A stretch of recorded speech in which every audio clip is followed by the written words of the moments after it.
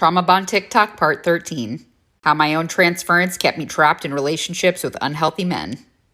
Now, for those of you that are not familiar, transference is when our brain attempts to recreate an old relationship dynamic in a present relationship. Our brain does this because it's attempting to repair a wound left by the first relationship in the current relationship. The brain is a fickle organ, and it will continue down the same familiar path even if that path is a dead end.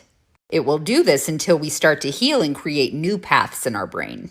But for some of us, these paths were formed when we were kids and we didn't know any better. At least that's how it was for me. So I spent a good 5 or 6 years in relationships with men that were emotionally unavailable and abusive.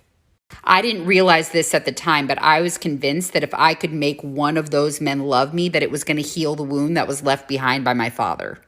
A healthy person would see somebody who's emotionally unavailable and recognize that they don't want anything to do with someone like that. But for me, who was already deeply insecure about being unworthy, their emotional unavailability felt like a challenge. If I could make someone love me, then I would feel lovable. These men were just a symptom of a deeper issue in me. Now, it doesn't help that a lot of wildly dysfunctional men also happen to be incredibly attractive and charismatic. The fucking bad boys, man. And chaos was comfortable and fun. So the more that these men distanced themselves, the harder that I would try. I completely lost myself in these relationships. I would even take on their identities because I thought that if I would be more like them, there would be a greater chance that they would love me. I was like this little lump of insecure clay. I didn't care what they were going to mold me into as long as they were giving me attention. Because I really needed attention. I needed to feel seen and loved and desired and wanted.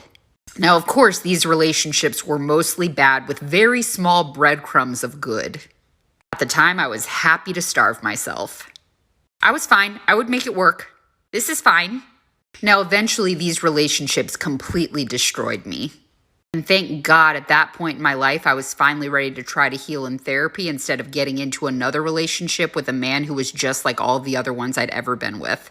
My brain fought me on this.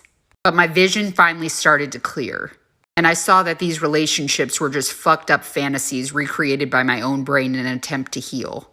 That this didn't make me crazy or stupid. It just made me wounded. And I didn't wound me. Does this sound familiar? Let me know if you guys have any questions about this or if you want to hear more. Happy Friday.